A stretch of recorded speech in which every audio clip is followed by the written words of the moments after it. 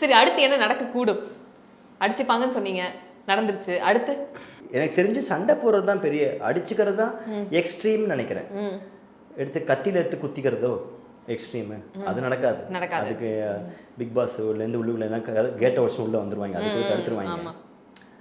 அதான் எனக்கு சண்டை போடக்கூடாது, ஒருத்தர் அடிச்சுக்கிட்டா வந்து ரெட் கார்டெலாம் கொடுத்து வெளியில் அனுப்பிச்சிருவோங்கிற ஒரு ரூல்.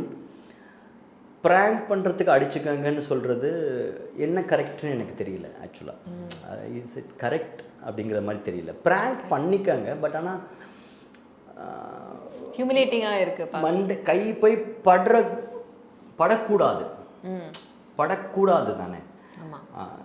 அப்படிதான் அந்த ப்ராங்க்குங்கிறது கைட்லைன்ஸ்குள்ளேயே தானே இருக்கணும் இருக்குது. பட் ஆனால் தெரியல எனக்கு. I don't know what. இதை பார்க்கறதுனால என்ன ட்ரை பண்ண பெரிய பெரிய சண்டைலாம் வந்தாலுமே நீங்கள் வந்துட்டு ஐபிஎல் மாதிரி ஜாலியாக வேடிக்கை பார்த்துன்னு இருக்கணும்னு சொல்ல போகிறாங்களா? அதுக்காக ட்ரெயின் பண்ணுறாங்களோ ஆடியன்ஸுங்கிற மாதிரி எனக்கு இருக்குது.